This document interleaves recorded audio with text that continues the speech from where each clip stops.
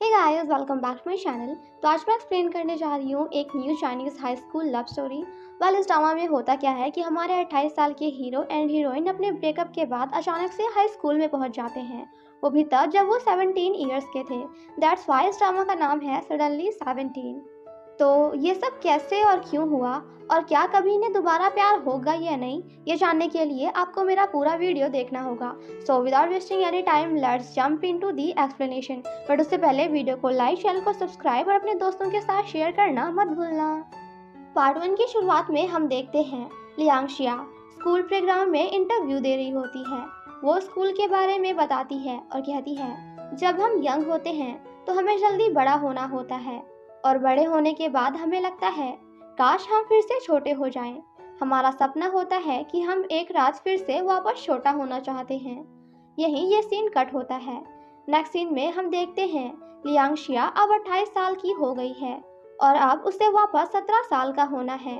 Interview के time लियांगशिया ने कहा था, मुझे लगता था बड़े होने के बाद मैं इस दुनिया में कुछ चेंजेस कर सकती हूँ और मैं ज़रूर एक कामयाब इंसान बनूंगी। मेरी एक बहुत अच्छी जॉब होगी, मगर असल में ऐसा कुछ नहीं होता। अब प्रेजेंट में हम देखते हैं आज लियांगशिया का 28th बर्थडे होता है और एक वीआईपी गेस्ट उससे लड़ रहा होता है। वो कहता है, मैं यहाँ हमेशा आता हूँ, मुझे कोई कैसे नहीं पहचान सकता। लियांगशिया, सॉरी, मगर रूल्स के हिसाब से चेकिंग करने से पहले आपकी आईडी लगेगी। ये सुनकर वीआईपी गुस्से में आ जाता है और लियांगशिया का मजाक बनाता है। लियांगशिया, प्लीज आप शांत हो जाइए और पानी पी लीजिए। अचानक वीआईपी वो पानी लियांगशिया के मुंह पर फेंक देता है, मगर लियांगशिया उसे बिना कुछ कहे बस मुस्कुराते हुए उसकी आईडी मांगती है। अब कुछ देर बाद वो मैनेजर ऑफिस में होती है। मैनेजर उससे कहता है, इसमें तुम्हारी कोई भी गलती नहीं है। वो उसे छूने की कोशिश करता है, मगर शिया उसे कहती है, मुझे कुछ काम से जाना है, एंड बहाना करते हुए वहाँ से चली जाती है। अब कुछ देर बाद वो घर जाने लगती है और अपने बॉयफ्रेंड माओ लियांग को कॉल करती है, मगर माओ की असिस्टेंट कॉल उठाकर कहती है वो अभी मीटिंग में बिजी हैं। सिया उदास होकर फोन रख देती है। तभी एक वर्कर उससे कहती है, पिछली बार तुम्हारे लिए तुम्हारी हाई स्कूल से एक लेटर आया था। ये सुनकर लियांगशिया तुरंत लेटर लेती है। उस पर लिखा होता है, ये लेटर फ्यूचर के लिए है। लियांगशिया वो लेटर पढ़ने लगती है। उसमें लिखा होता है, तुम्हारे 18 बर्थडे के टाइम मैंने तुम्हारे लिए बैठकर ये लेटर लिखा था। मैं सोच रहा था 10 साल बाद ये लेटर पढ़ते हुए तुम कैसी दिखती होगी। क्या तुम ठीक हो? हाई स्कूल के वक्त तुम मेरा सबसे अच्छा सपना हुआ करती थी, मगर मुझे तुम्हें बताने का कभी मौका ही नहीं मिला। मैं तुम्हें बहुत पसंद करता था। अगर 28 साल की उम्र में भी मैं तुम्हें याद रहा तो मैं बताना चाहता हूँ, दुनिया के किसी कोने में एक ऐसा इंसान रहता है जो तुम्हें बहुत ही ज्यादा पसंद करता है। Wish you a very very happy 28th happy birthday. ये लेटर पढ़ने के बाद शाओ को माओ के साथ बिताए हुए पल याद आने लगते हैं कि कैसे वो हाई स्कूल में उसके साथ वक्त बिताया करती थी। अब कुछ देर बाद लियांगशिया ये लेटर अपने दोस्त को दिखाती है, जिसका नाम शाओनिंग होता है। शाओनिंग कहती है, क्या तुम्हें पक्का पता है ये लेटर माओ ने तुम्हारे लिए लिखा है? शिया कहती है, वही होगा, क्योंकि मेरे 18th बर्थडे के टाइम उसने मुझसे कहा था 10 साल बाद फ्यूचर में वो मुझे प्रपोज करेगा। ये कहकर वो बहुत खुश होती है। तभी उसकी एक और दोस्त मेली रोते हुए वहां आती है। उन दोनों के पूछने पर वो कहती है, मेरा रिलेशनशिप टूट गया, खत्म हो गया। हम देखते हैं शिया ने हाई स्कूल टाइम पर कहा था, शाओनिंग जब छोटी थी तभी से वो बहुत ही ज्यादा खूबसूरत थी। उसकी पर्सनालिटी बहुत अच्छी थी, उसे अच्छी यूनिवर्सिटी भी मिली थी और एक अच्छा हस्बैंड भी, जिसके बाद वो फुल टाइम हाउसवाइफ बन गई। वो अपनी लाइफ रेस में जीत गई है। प्रेजेंट में मेली बहुत रो रही होती है। वो कहती है, मैं कितनी अनलकी हूँ। पास्ट में शिया मेली के बारे में कहती है। वो कहती है, मेली बहुत ही अलग है। बड़े होने के बाद भी वो किसी भी चीज में अच्छी नहीं है। उसने बहुत बार प्यार किया, मगर कभी भी कामयाब नहीं हुई। शिया कहती है, 17 साल की उम्र में मेरे लिए प्यार ही सब कुछ था, मगर 28 साल की उम्र में ये बहुत मुश्किल है। और जैसा मुझे महसूस हो रहा है, बिल्कुल माओ को भी ऐसा ही फील होता है। माओ 28 साल की उम्र में एक शेयर कंपनी का डायरेक्टर है और माँ टियान अभी भी उसके साथ है। पहले मुझे लगता था वो लेटर माओ ने लिखा है, मगर ऐसा नहीं था। अब प्रेजेंट में शिया वो लेटर लेकर स्कूल के प्लेग्राउंड में बैठी होती है और अपने 18th बर्थडे को याद कर रही थी, जहां वो माँ के साथ यहीं बैठी थी और काफी खुश थी। थोड़ी देर बाद माँ वहां आता है। वो कहता है, तुमने मिलने के लिए ये जगह क्यों चुनी? तुम्हें पता भी है कितना ट्रैफिक था। शिया, नाटक मत करो, तुम मुझे सरप्राइज देने वाले थे ना, क्या हुआ उसका? माँ उसे एक बॉक्स देता है। शिया खुश होकर उसे देखने लगती है। माँ, क्या तुम्हें ये पसंद आया? अब मुझे तुम्हें कुछ बताना है। मैं यूनाइटेड स्टेट जा रहा हूँ। लियांग शिया ये सुनकर थोड़ी कंफ्यूज और उदास थी। उसे समझ नहीं आ रहा था कि वो क्या कहे। माँ बहुत खुशी से उसे बताता है, कंपनी की तरफ से मुझे प्रमोशन मिला है। लियांग शिया, तुमने मुझे समझ क्या रखा है? तुमने मेरे बारे में कुछ सोचा है? तुम्हें पता भी है मैंने इस दिन का कितना इंतजार किया था। मैंने ये वाइन और स्कूल का प्लेग्राउंड चूज किया मिलने के लिए, और तुम्हें ये कहना था। क्या ये लेटर लिखते टाइम तुमने सोचा था कि तुम मुझे ऐसे ट्रीट करोगे? माँ वो लेटर देखकर कहता है, ये मैंने नहीं लिखा। ये सुनकर शिया उदास हो जाती है। माँ, ये मेरी हैंड राइटिंग नहीं है। शिया, तुमने खुद से अब्रॉड जाने का फैसला कर लिया है, तो और वक्त बर्बाद नहीं करते हैं। आज से 10 साल पहले तुमने इसी जगह पर मुझसे प्रॉमिस किया था कि 10 साल बाद तुम मुझे प्रपोज करोगे, मगर ऐसा कुछ नहीं हुआ। क्या तुम मुझसे शादी करना भी चाहते हो या नहीं? माँ, मुझे नहीं लगता ये शादी के लिए सही वक्त है। लियांग शिया, तो फिर ठीक है, ब्रेकअप कर लेते हैं। मैं जब 17 साल की थी तब मुझे तुम्हें चूज नहीं करना चाहिए था। मैंने 10 साल तुम्हारा इंतजार किया। माओ, मगर मैं ये नहीं कर सकता। लियांग शिया रोते हुए उसे वो चॉकलेट दिखाती है। वो कहती है, तुम्हें ये बहुत पसंद था, इसलिए मैं आज ये लाई थी। वो उन चॉकलेट्स को ग्लास में डालती है और उसके ऊपर वाइन डालते हुए कहती है, चलो इसे पीकर हम हमेशा के लिए एक दूसरे से अलग हो जाएं, जिसके बाद तुम यूनाइटेड स्टेट चले जाना और मैं अपनी लाइफ में।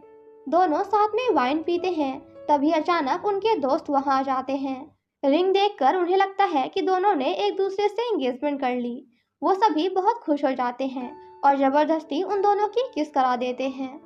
वेल, अब क्योंकि उन्हें ऐसा करने का मन नहीं था, तो दोनों अपनी आंखें बंद कर लेते हैं और थोड़ी देर बाद जैसे ही अपनी आंखें खोलते हैं तो गेस व्हाट, दोनों प्लेग्राउंड पे नहीं बल्कि अपनी स्कूल में थे। इसका मतलब वो लोग पास्ट में चले गए। तभी वहाँ एक लड़की आती है और शिया से कहती है, तुम्हारी हिम्मत कैसे हुई मेरे आदमी पर नजर डालने की? माँ कहता है, ये तो एक सपना है, एंड वहाँ से चला जाता है। तभी क्लास टॉपर माँ को कुछ पेपर्स ले जाने को कहती है। माँ कहता है, ये पक्का सपना ही है, और सारे पेपर्स हवा में फेंक देता है। कुछ देर बाद वो स्कूल में जाता है और टीचर से कहता है, इतनी उम्र होने के बाद भी आपकी शादी नहीं हुई। फिर वो सर से कहता है, आप ही वो सर हो ना जिनकी टीचिंग के वक्त डेथ हो गई थी। आई थिंक आपको अपना चेकअप करवा लेना चाहिए। मगर किसी को भी उसकी कोई बात समझ नहीं आती। वहीं शिया उन लड़कियों से लड़कर आ रही होती है, पर तभी पीछे से वो लड़की आ जाती है और फिर से शिया से लड़ने लगती है। मगर इस बार लियांग शिया उसे बहुत मारती है। वहीं माओ गर्ल्स लॉकर रूम के बाहर होता है। उसके दिमाग में दूसरे ख्याल आ रहे होते हैं। वो कहता है, ये तो सपना है ना, मैं यहाँ कुछ भी कर सकता हूँ, और लॉकर रूम में चला जाता है। मगर वहाँ कोई नहीं होता, इसलिए वो बोर होने लगता है। माँ सोचता है, मैं कुछ देर सो जाता हूँ, उठने के बाद शायद मैं वापस प्रेजेंट में चला जाऊँ। वहीं शिया उस लड़की को अभी भी मार रही होती है। वो लड़की हार मान जाती है तो सिया उसे छोड़कर वहाँ से चली जाती है। लॉकर रूम में जब माओ आँख खोलता है तो देखता है वहाँ कुछ लड़कियाँ हैं। वो बेंच पर बैठ जाता है और उन लड़कियों को कपड़े चेंज करते हुए देखने लगता है। तभी एक लड़की उसे देख लेती है और वो सभी मिलकर उसे पकड़ लेती हैं। माओ लियांग कहता है, तुम लोग डर क्यों रही हो, ये तो बस एक सपना है। मगर वो लड़कियां उसे मारने लगती हैं, तो माओ उन्हें चकमा देकर वहां से भाग जाता है। बाहर वो लड़की और लियांग शिया अभी भी लड़ रहे होते हैं। तभी सर एंड मैम वहां आ जाते हैं और उन सभी को रोकते हैं। उसी समय माओ भी वहां आ जाता है और वो सभी लड़कियां उसे पकड़ने की कोशिश कर रही थी। सर और मैम भी उनके पीछे जाते हैं। मैम उन सभी को पकड़ लेती हैं, जिसके बाद वो माओ एंड शिया को अपनी ऑफिस ले जाते हैं। कुछ देर बाद वो उन दोनों की मॉम को बताती हैं कि मुझे एक लव लेटर मिला है जो माँ ने लियांगशिया के लिए लिखा था। इसका मतलब वो दोनों रिलेशन में हैं और लियांगशिया आज ग्राउंड में एक लड़की से लड़ रही थी और दूसरी तरफ माँ गर्ल्स को चेंज करते हुए देख रहा था। वो दोनों की मॉम्स को भी बहुत ज्यादा डांटती हैं। ये सब देखकर उन दोनों को भी समझ आ जाता है कि ये कोई सपना नहीं है, बल्कि वो दोनों टाइम ट्रेवल करके पास्ट में आ गए हैं। दोनों फिर से आपस में लड़ने लगते हैं। लियांगशिया डेट देखती है जिसमें 2005 चल रहा होता है। वो माँ से कहती है, आज ही के दिन से हमने एक दूसरे को डेट करना स्टार्ट किया था। ये देखकर दोनों बहुत हैरान होते हैं कि वो टाइम ट्रेवल करके पास्ट में आ गए हैं। तभी लियांगशिया की मॉम वहाँ आती हैं। वो बाहर लाकर उसे डांटने लगती हैं। लियांगशिया अपनी मॉम को बताने की कोशिश करती है कि वो टाइम ट्रेवल करके यहाँ आ गई है। वहीं मॉम भी अपनी मॉम को ये बात बताने की कोशिश कर रहा था, मगर उन दोनों की भी मॉम को उनकी बातों पर बिल्कुल भी भरोसा नहीं होता कि वो लोग 11 साल पीछे आ गए हैं। मॉम कहता है, मॉम आप समझ क्यों नहीं रही? मेरी एक बहुत इम्पोर्टेंट मीटिंग है, मैं सच कह रहा हूँ। मगर उन्हें उसकी बात पे भरोसा नहीं होता। तभी मॉम की मॉम शिया को देखती हैं। उन्हें देखकर शिया को याद आता है कि फ्यूचर में ये उसे बहुत परेशान करती थी और इन्होंने ही माओ के लिए शिया को रिजेक्ट कर दिया था क्योंकि माओ की पोस्ट बहुत बड़ी थी। वो एक अच्छी कंपनी में काम करता था, मगर शिया बस एक नॉर्मल वर्कर थी। वो उनसे बहुत ही ज्यादा रूडली बात करती है, मगर माओ की मॉम को उसकी कोई बात समझ नहीं आती। वो कहती हैं, तुम मुझसे ऐसी बातें क्यों कर रही हो? हमारे बीच कोई नफरत नहीं है, मैं तो तुमसे पहली बार मिल रही हूँ। मगर शिया कहती है, मैंने बताया था ना, हम फ्यूचर से आए हैं, ये हमारी पहली मुलाकात नहीं है। उन दोनों की मॉम को लगता है कि शायद दोनों मजाक कर रहे हैं, इसलिए दोनों वहां से चली जाती हैं। तभी टीचर आकर उन दोनों को क्लासरूम में जाने को कहती हैं। वो दोनों क्लास में आते हैं और सभी को देखकर बहुत हैरान हो जाते हैं। मेली लियांगशिया को ले जाकर बेंच पे बैठ जाती है। मॉ भी जाकर अपनी बेंच पर बैठ जाता है। वो लोग बहुत हैरान थे, उन्हें सब कुछ बहुत अजीब लग रहा था। माओ मार्टियन से कहता है, तुम्हारा फेस अभी भी बिल्कुल वैसा ही है। शिया मेली से पूछती है, क्या तुम लोग भी टाइम ट्रेवल करके यहाँ आ गए हो? मगर मेली को भी उनकी मॉम्स की तरह कुछ समझ नहीं आता। मॉ भी मार्टियन को सब कुछ बताता है। वो कहता है, जब हम 28 साल के होंगे तो तुम मेरे ड्राइवर रहोगे। ये सब सुनकर मार्टियन को भी उस पर भरोसा नहीं होता और वो हंसने लगता है। वो कहता है, क्या बात कर रहा है तू? 28 साल में मैं तेरा ड्राइवर बनूंगा? बिल्कुल नहीं, बल्कि मैं तो अलग अलग लड़कियों के साथ अपनी लाइफ को एंजॉय करूंगा। माओ जैसे ही अपना पेन बॉक्स ओपन करता है तो उसे उसमें लियांगशिया की तस्वीर मिलती है। वो निकाल कर उसे देखने लगता है। वहीं शिया जब अपनी बुक ओपन करती है तो हैरान हो जाती है कि पहले वो इतने कठिन सवालों का जवाब भी निकाल लिया करती थी, मगर अब वो ऐसी नहीं रही। और इसी के साथ हमारा ये पार्ट यहीं पे खत्म हो जाता है। पार्ट 2 की शुरुआत में सर क्लास में आते हैं। शिया उन्हें प्यार से देखने लगती है। सर शिया और माओ से कहते हैं, मैं तुम दोनों से बहुत अपसेट हूँ, तुम लोग ऐसी हरकत कैसे कर सकते हो? शिया उन्हें समझाने की कोशिश करती है, मगर सर उनकी बात नहीं सुनते और एक्सक्यूजेस देने से मना करते हैं।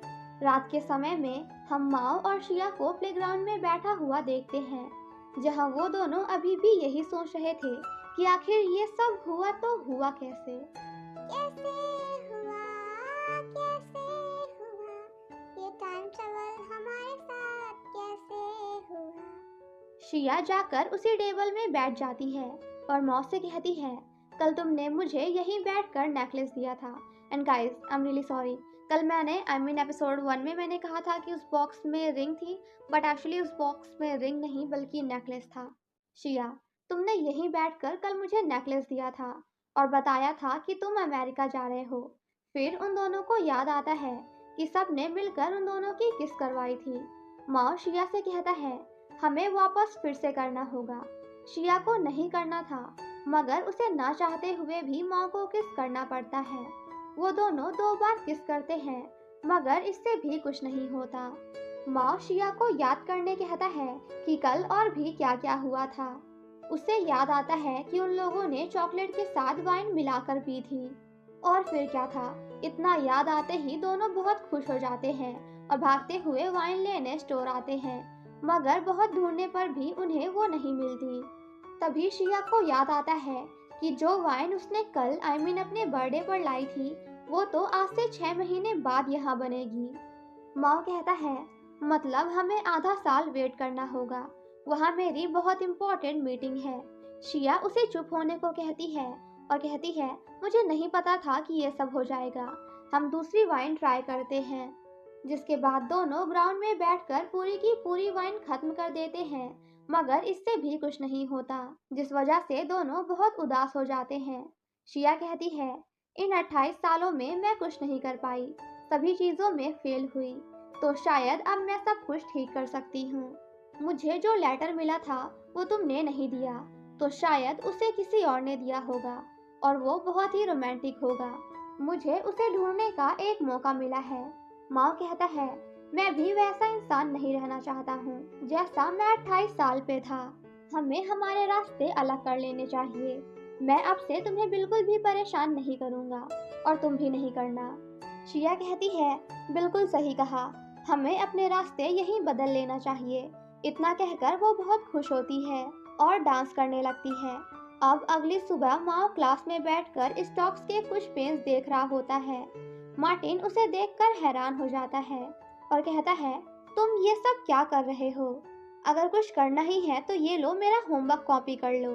माँ कहता है, चुप रहो, मैं अपने आने वाले आगे के 10 साल बदलना चाहता हूँ। ये सुनकर मार्टिन को कुछ समझ नहीं आता। माँ उसे परेशान करने से मना करता है और बताता है, अगर तुम ऐसे ही लड़कियों के पीछे लगे रहे तो आज से 10 साल बाद तुम्हारे पास कुछ नहीं होगा, ना तो अच्छी जॉब और ना ही लड़की। ये सब सुनकर मार्टिन को बुरा लगता है। वो कहता है, शायद तुम मेरा नेचर नहीं जानते। तभी शिया क्लास में आती है। मार्टिन उसे देखकर हैरान हो जाता है क्योंकि वो आज बहुत ही प्रिटी लग रही थी।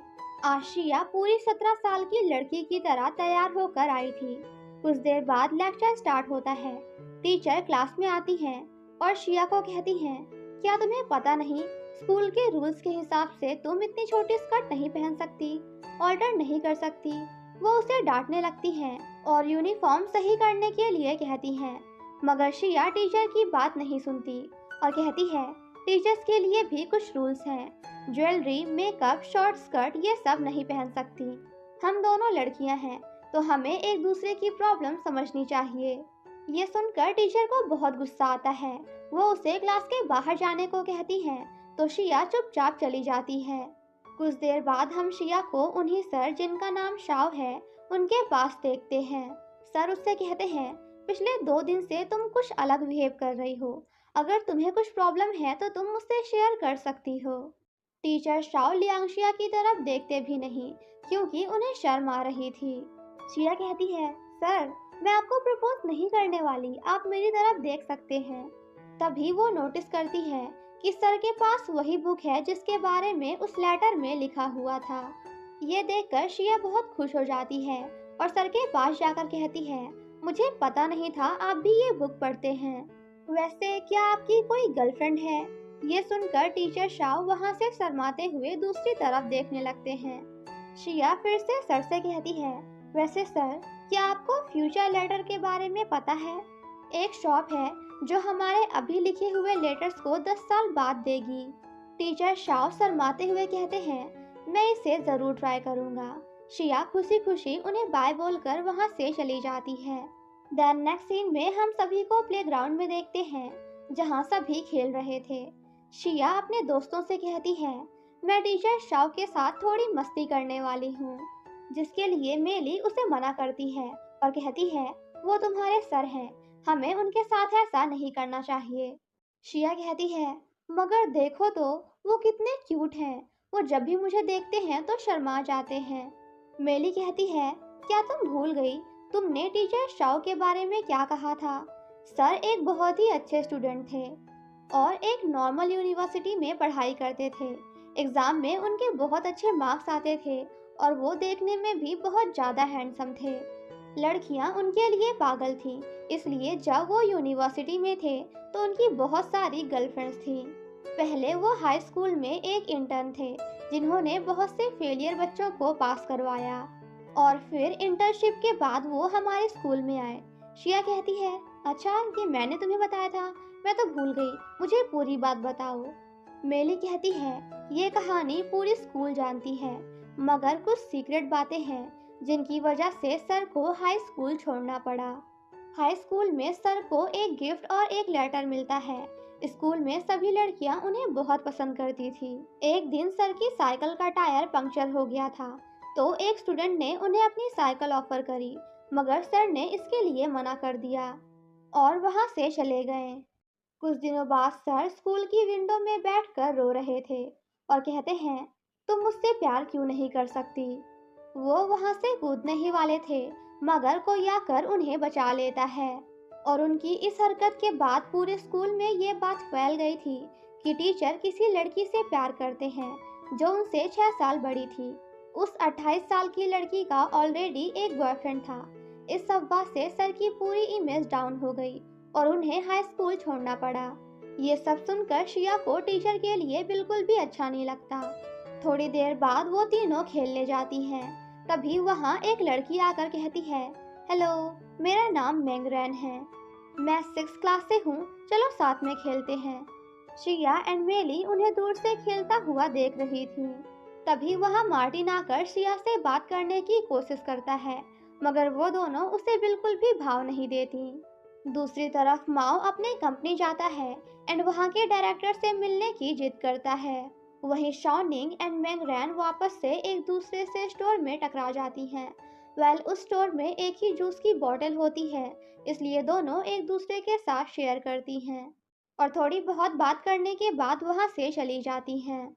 वहीं ऑफिस में माओ डायरेक्टर को कुछ पेपर्स देता है और कहता है, मैंने इस कंपनी का एक बहुत बड़ा प्रोजेक्ट मिस कर दिया था जो 11th ईयर में होने वाला है, लेकिन अब क्योंकि मैं पास्ट में आ गया हूँ तो मुझे इस कंपनी में होने वाले सभी प्लान्स के बारे में पहले से ही पता है, इसलिए मैं इस कंपनी की वैल्यू और भी ज़्यादा बढ़ा सकता हूँ।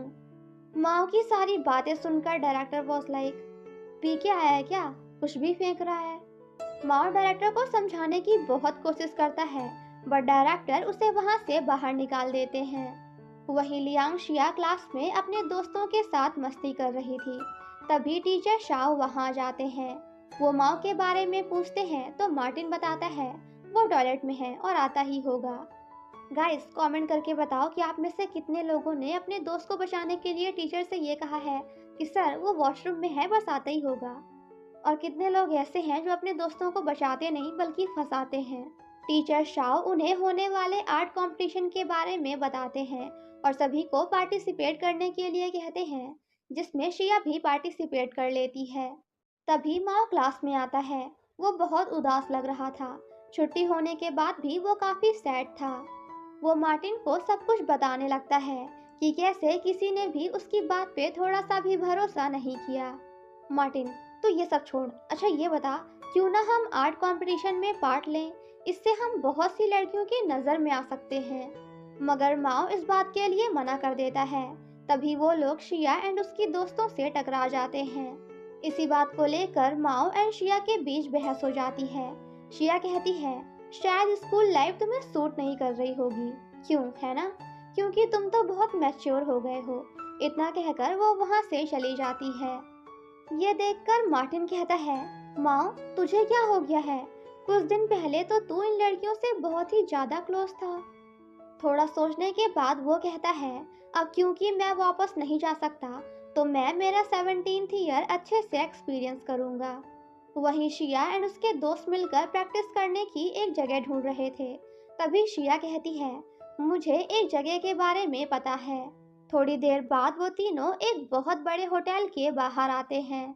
मेली कहती है, शिया क्या तुझे लगता है हम बिना पैसे खर्च किए यहाँ वीडियोस देख सकते हैं।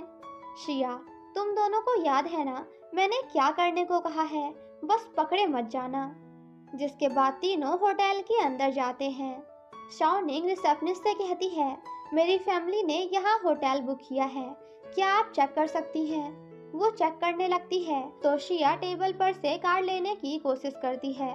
रिसेप्शनिस्ट जब शाओनिंग को रास्ता बताने लगती है तो शिया जल्दी से टेबल से कार्ड ले लेती है, जिसके बाद वो तीनों वहां से जाने लगती हैं और बहुत खुश होती हैं कि वो लोग बिना पकड़े गए अंदर आ गए और चुपके से स्पेशल रूम कार्ड भी चुरा लिया। वो तीनों लिफ्ट के पास इंतजार कर रहे होते हैं, तभी पीछे से मैनेजर वहां आ जाता है। लियांगशिया उसे देखकर डर जाती है। वो उन तीनों को आवाज देता है और पूछता है, आप लोग कौन से रूम में रुके हुए हो? ये सुनकर वो तीनों डर जाते हैं और इसी के साथ हमारा ये पार्ट यहीं पे खत्म हो जाता है। पार्ट 3 की शुरुआत में हम देखते हैं मैनेजर शिया और उसकी दोस्तों को आवाज देता है। वो पूछता है, आप लोग कौन से कमरे में रुके हो? तभी शिया मैनेजर का नाम लेती है। मैनेजर, तुम्हें मेरा नाम कैसे पता है? शिया, मैं काओ युन हूँ। मैनेजर, तुम प्रेसिडेंट काओ की डॉटर हो? तुम तो वैकेशन पर थी ना, अचानक यहाँ कैसे? शिया, मैं जल्दी यहाँ आती नहीं हूँ, मगर आज मेरे डैड से थोड़ी लड़ाई हो गई तो मैं अपने दोस्तों के साथ यहाँ चिल करना चाहती थी। डैड ने कहा था आपने हमारे लिए रूम नंबर 703 अलॉट कर दिया है। मैनेजर, मैं खुद आप तीनों को वहाँ ले जाता हूँ। शिया, नहीं नहीं, इसकी कोई ज़रूरत नहीं है, हम चले जाएंगे, आप बस खाना भिजवा दीजिए। और हाँ, ये बात मेरे पापा को बताना मत। जिसके बाद वो तीनों लिफ्ट से ऊपर आती हैं और बहुत खुश होती हैं एंड देन रूम में जाकर बहुत मज़े करती हैं। अचानक शाओनिंग शिया से कहती है, तुम कुछ दिनों से बदली हुई लग रही हो, मगर शिया उसकी बातों का जवाब नहीं देती। वहीं बाहर मैनेजर वर्कर से कुछ टेस्टी खाना बनाने के लिए कहता है और कुछ फ्रूट्स लेकर उनके रूम में जाने लगता है। दूसरी तरफ शिया और उसके फ्रेंड्स म्यूजिक सुन रहे होते हैं। तभी मैनेजर फ्रूट्स लेकर वहां आता है। शिया जाकर उसे रिसीव करती है और मैनेजर से कहती है, हमें बार बार डिस्टर्ब मत करिए। वो फ्रूट्स ले जाकर अपने दोस्तों को देती है और बहुत खुश होती है। वहीं एक कस्टमर वर्कर्स को डांट रही होती है कि मेरे बुक किए हुए रूम में कोई और क्यों है। वर्कर अपनी फ्रेंड को ये बात बताती है। उसकी फ्रेंड कहती है, वो बॉस की डॉटर है। वर्कर कहती है, वो तो इस वक्त इटली में है, मैंने खुद उसकी टिकट बुक की थी।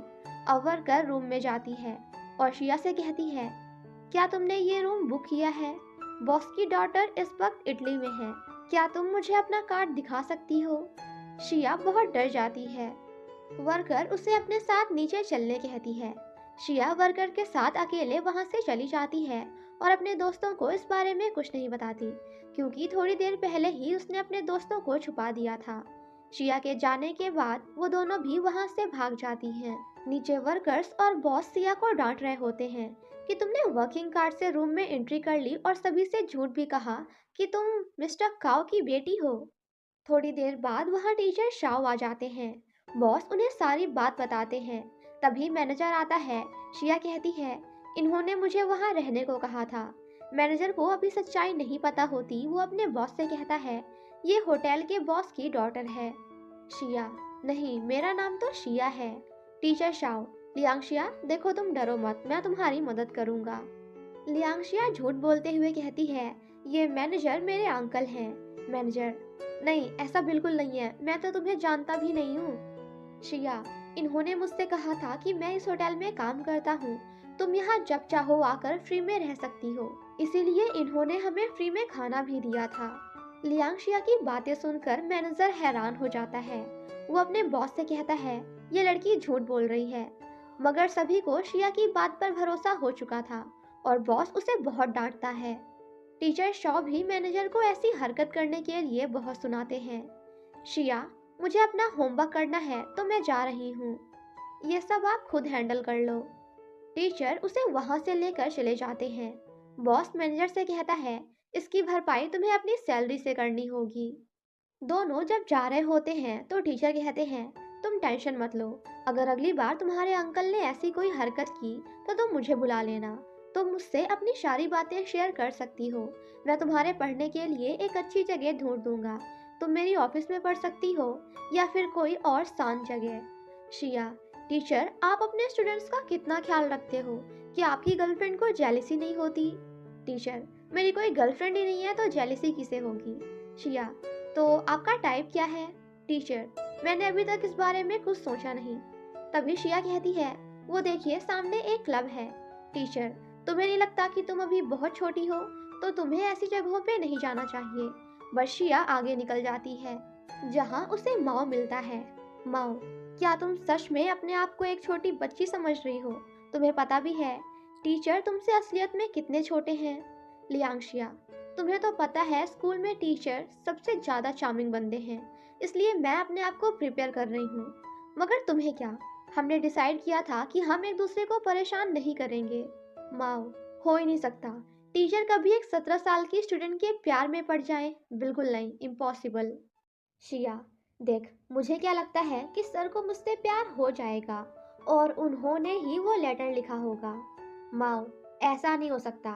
शिया, तो तुम मेरे बीच में मत आ प्लीज, और हाँ, अपने काम से मतलब रख। इसी बात को लेकर दोनों एक दूसरे से बहस करने लगते हैं। शिया उसे बाय बोलकर वहां से चली जाती है। अब अगले दिन स्कूल में आर्ट कंपटीशन होता है, जहां सभी बच्चे आए होते हैं। वहीं मार्टियन किसी के लिए फ्लावर्स लेकर जा रहा था, तभी कुछ बच्चों से टकरा जाता है। वो लड़का उसका फ्लावर ले लेता है। मार्टियन उससे अपने फ्लावर्स वापस मांगता है, तो वो कहता है, ये फ्लावर्स मैंने नीचे से उठाए हैं, तो अब ये मेरे हुए। मार्टियन को गुस्सा तो बहुत आता है, बट वो उनसे लड़ता नहीं और हॉल में चला जाता है, जहां कंपटीशन स्टार्ट होता है। लियांगशिया अपने दोस्तों के साथ स्टेज पर डांस करती है और गाना गाती है। सिया के स्कूल के स्टूडेंट भी उन्हें बहुत चीयर करते हैं। उन तीनों की आवाज़ बहुत ही स्वीट होती है। तभी वहाँ वो लड़के आ जाते हैं। मार्टियन उन्हें देखता है और पूछता है, क्या तुम यहाँ मुझे ढूंढने आए हो? मॉम मार्टियन से पूछता है, क्या हुआ? मार्टियन बताता है, मैं ये फ्लावर शाउनिंग के लिए ला रहा था, मगर इन लोगों ने मुझसे छीन लिया। माओ, कौन से स्कूल से हो तुम लोग? वो लड़का कहता है, तुम्हें इससे क्या मतलब? शाउनिंग हमें अच्छी मुझे अच्छी लगती है, इसलिए मैं यहाँ उसे देखने आया हूँ। माओ, तुम लोगों को यहाँ से जाना चाहिए, तुम्हें यहाँ आना अलाउड नहीं है। इसी बात को लेकर उन लोगों के बीच लड़ाई हो जाती है। तभी टीचर वहाँ आते हैं, जिन्हें देखते ही वो बच्चे वहाँ से भाग जाते हैं। अब रात में वो तीनों प्लेग्राउंड से जा रही होती हैं और बहुत खुश होती हैं। मेली सबसे ज्यादा खुश होती है, क्योंकि उसे लग रहा था कि सभी उसे ही देख रहे हैं। यहाँ उन्हें वो बात भी पता चलती है कि शाओनिंग को दूसरे स्कूल के कुछ लड़के देखने आए थे, मगर टीचर ने उन्हें भगा दिया। वो तीनों जा ही रही थी कि तभी सामने वो लड़के आ जाते हैं। उनमें से एक लड़का कहता है, शाओनिंग तुम मुझे बहुत अच्छी लगती हो। वो तीनों उन्हें इग्नोर करके जाने लगती हैं, मगर वो लड़के उन्हें जाने नहीं देते। वहीं से माओ और मार्टिन भी जा रहे थे।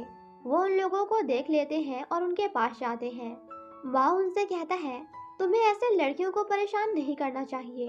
वो उन्हें समझाने लगता है, मगर उस लड़के को उसकी बातों से बहुत गुस्सा आ जाता है और इसी बात को लेकर उन सभी के बीच फाइट हो जाती है। शिया भी माओ की मदद करती है और वो दोनों मिलकर उन लड़कों को अच्छा खासा सबक सिखाते हैं। नेक्स्ट मॉर्निंग जब शिया और उसके दोस्त क्लास में आते हैं, तो वहाँ उनके लिए बहुत सारे लव लेटर्स रखे होते हैं, मगर मेली के लिए एक भी लेटर नहीं होता। वो बहुत उदास हो जाती है। तभी माओ को जो लड़की पसंद करती थी, वो भागते हुए क्लास में आती है और कहती है, क्या तुम्हें चोट लगी है? वो लड़की वही रोने लग जाती है। माओ कहता है, देखो प्लीज अपनी क्लास में जाके रो। वो लड़की कहती है, तुम मुझे बताओ कौन थे वो लड़के, मैं उनसे लड़ूंगी। फिर वो अपने बैग में से कुछ स्नैक्स निकालती है और माँ को दे देती है। माँ कहता है, देखो मैं तुम्हें इसके पैसे दे दूंगा। वो लड़की कहती है, मुझे पैसे नहीं चाहिए, और वहाँ से चली जाती है। अब ब्रेक टाइम में माँ शिया को सीढ़ियों पर लेकर जाता है। शिया माँ के चेहरे पर हाथ रखकर पूछती है, क्या तुम ठीक हो? माँ कहता है, हाँ। शिया, तो चलो अब जल्दी बताओ तुम्हें मुझसे क्या बात करनी है। माओ, क्या तुम्हारे पास कुछ पैसे हैं? एक्चुअली मेरा वॉलेट खो गया है और लंच के लिए मेरे पास पैसे नहीं हैं। शिया, तुम्हें मुझसे पैसे चाहिए? मेरे पास नहीं है। माओ, तुम्हें हर महीने पैसे मिलते हैं, घर जाकर कुछ पैसे लो, फिर हम उसे आपस में बांट लेंगे। अगर मैं खुद ये कर सकता तो तुमसे मदद नहीं मांगता, स्कूल मुझे पनिश करने वाली है। शिया, तो तुम अपनी फ्रेंड टियाओ से मदद मांगो ना, जो तुमसे इतना ज्यादा प्यार करती है। और हाँ, वो लड़की ना तुम्हें पैसे देने के लिए अपना घर भी बेच देगी। माओ, पागल है क्या तू? हम दोनों का रिलेशन अलग है, मैं उसके साथ इतना फ्री नहीं हूँ। अच्छा एक काम कर, तू मेरे घर जा और वहाँ से कुछ पैसे लेकर आ। शिया, ठीक है, मगर इसमें मेरा क्या फ़ायदा? माँ, हम 50-50 कर लेंगे। शिया, अगर तुम्हारी मॉम ने मुझे पकड़ लिया तो? माँ, इम्पॉसिबल, क्योंकि मेरी मॉम जॉब पर हैं और डैड बिजनेस ट्रिप पर, उन्हें कुछ पता भी नहीं चलेगा। ये बेहतरीन सा प्लान बनाने के बाद दोनों स्माइल करते हैं। शिया, ठीक है, मैं जाती हूँ। वो उससे किस मांगती हैं एंड देन नेक्स्ट सीन में हम उसे माँ के घर में देखते हैं। वो हर जगह से पैसे निकालना स्टार्ट कर देती है जहाँ माँ की मॉम ने पैसे छिपा कर रखे थे। तभी थोड़ी देर बाद उसे गेट खुलने की आवाज़ आती है। वो बहुत डर जाती है और पर्दों के पीछे जाकर छुप जाती है। और इसी के साथ हमारा ये पार्ट यहीं पे खत्म हो जाता है।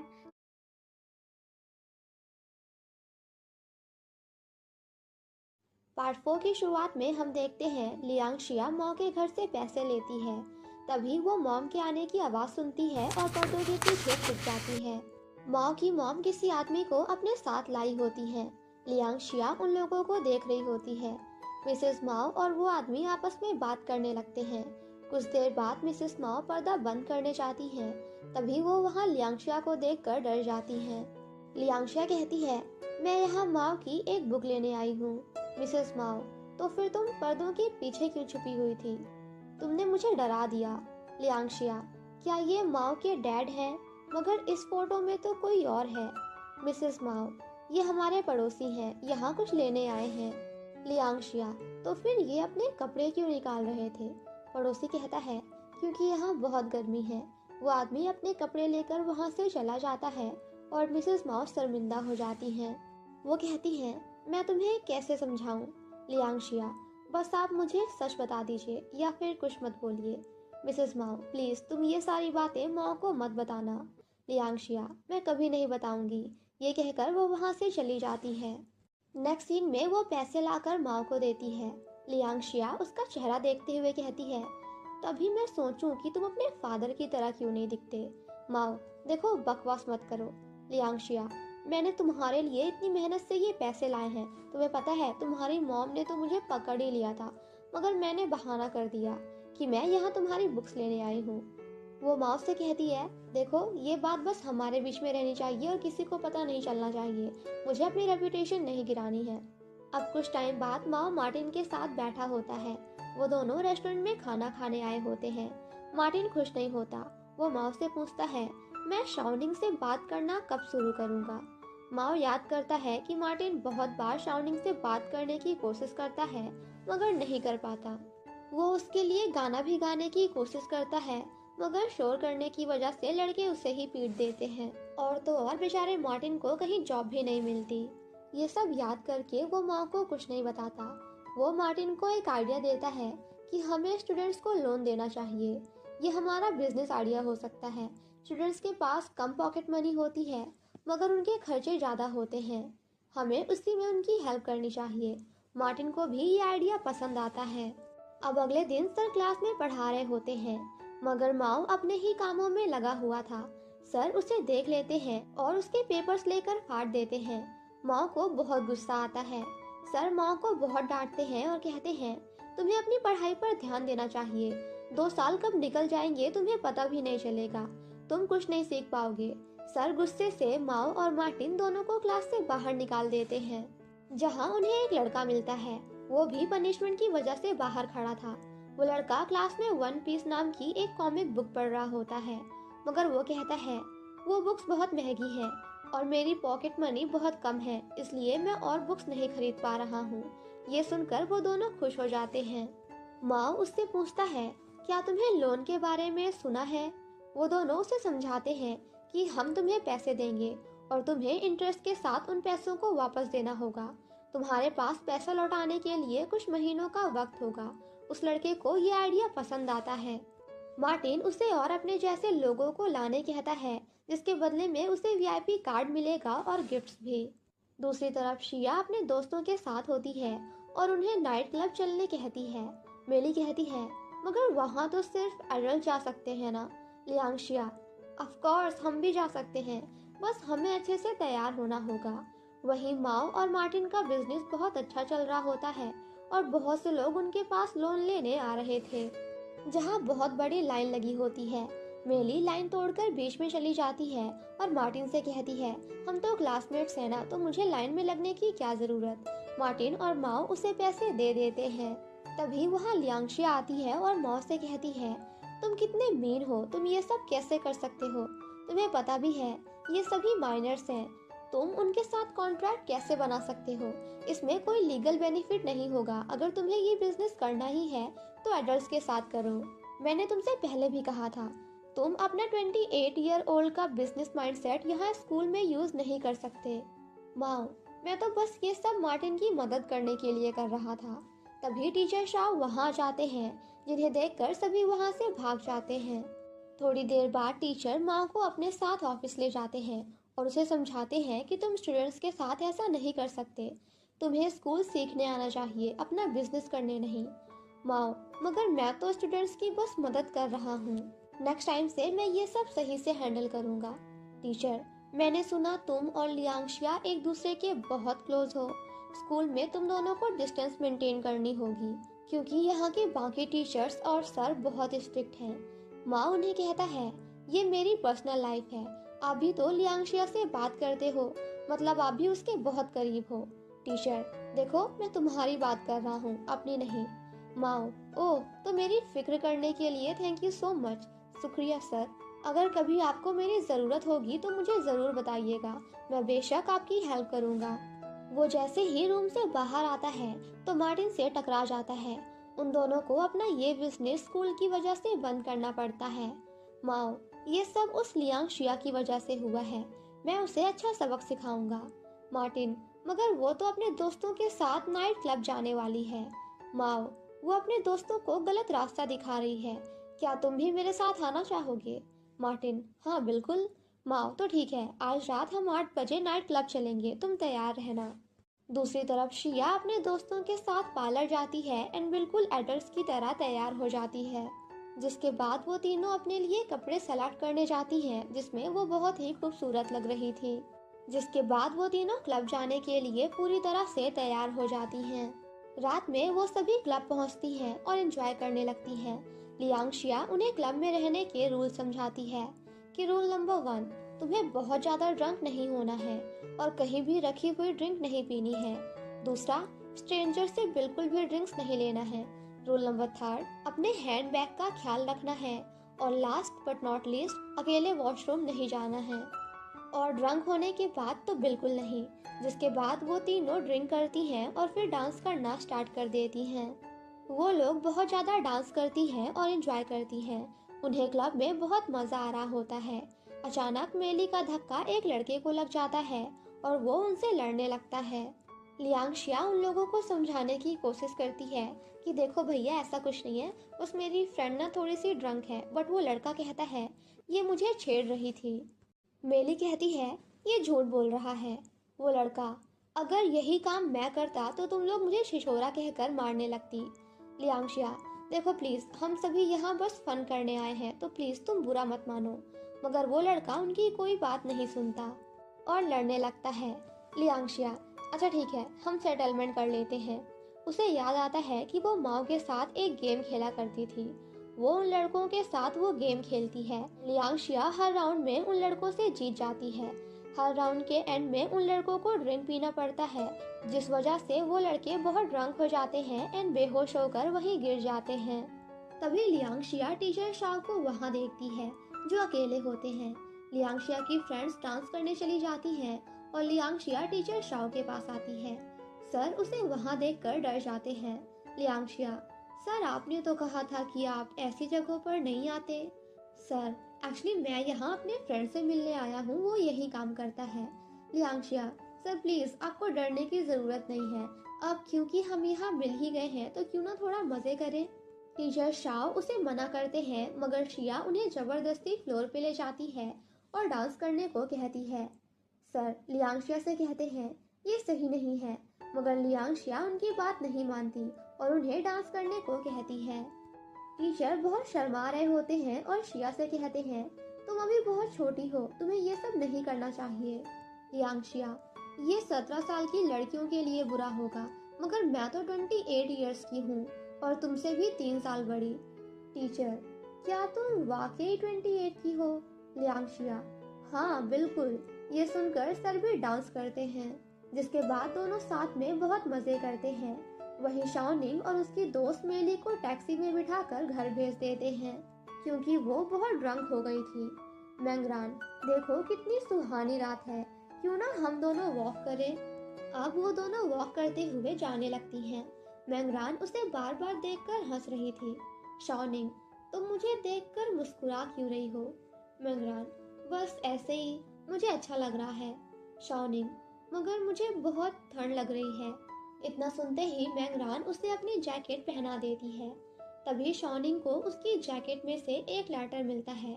शाओनिंग वो पढ़ने लगती है, मगर मैंगरान उसे रोकती है। शाओनिंग फिर भी वो पढ़ लेती है। उसमें किसी ने मैंगरान को प्रपोज किया था। मैंगरान कहती है, मुझे इन सब से कोई फर्क नहीं पड़ता। दूसरी तरफ लियांशिया टीचर साओ के साथ जा रही होती है। वो कहती है, सर आपको नहीं लगता कि आपकी लाइफ में कुछ मिसिंग है? टीचर: क्या मिसिंग है? लियांशिया: फन और मस्ती। जब मैं 25 साल की होंगी तब भी मैं बिल्कुल ऐसे ही रहूंगी। सर, मतलब जब तुम 25 साल की होगी तब भी तुम बिल्कुल ऐसे ही केयरफ्री रहोगी जैसे अभी हो। लियांशिया: हाँ शायद। आपकी इस एज में आपकी लाइफ कितनी स्ट्रेसफुल है। टीचर शाओ: मुझे कभी कभी ऐसा फील होता है तुम्हारी एज के हिसाब से तुम बाकी स्टूडेंट से बहुत अलग हो। लियांशिया: तो क्या मैं बेवकूफ हूँ? टीचर शाओ: बिल्कुल नहीं, बल्कि मुझे लगता है तुम्हारे अंदर कोई सुपर पावर है, जिससे तुम्हें सारी चीजें बिल्कुल क्लियर दिखाई देती हैं।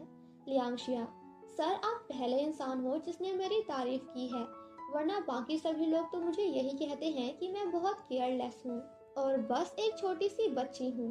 टीचर शाओ: लोगों ने भी मुझे ये सब बहुत कहा है। जिसके बाद दोनों एक दूसरे को देखकर मुस्कुराने लगते हैं। दूसरी तरफ मार्टिन माँ से कॉल पर कहता है, तुमने अचानक क्यों मना कर दिया? तुमने कहा था तुम मेरे साथ आओगे। तभी मार्टिन लियांशिया और सर को देखकर हैरान हो जाता है। वो माँ को कॉल पर बताता है कि सर शाओ ने शायद लियांशिया को नाइट क्लब में पकड़ लिया है, तो फिर वो दोनों एक दूसरे को देखकर स्माइल क्यों कर रहे हैं। इतना सुनते ही माँ मार्टिन का कॉल कट कर देता है। दूसरी तरफ लियांशिया टीचर से कहती है, आपको और खुलकर रहना चाहिए। तभी सर को माँ का कॉल आता है। वो पूछता है, आप क्या कर रहे हो? लियांशिया सर से फोन ले लेती है। तभी माओ कहता है, ये तो लियांशिया की आवाज है। इतनी रात को आप उसके साथ क्या कर रहे हो? लगता है आप दोनों एक दूसरे के कुछ ज्यादा ही क्लोज हो, है ना? लियांशिया: जरा रुको, इस बात का जवाब मैं तुम्हें देती हूँ। इतना कहकर वो फोन लेकर आगे चली जाती है और इसी के साथ हमारा ये पार्ट यहीं पे खत्म हो जाता है।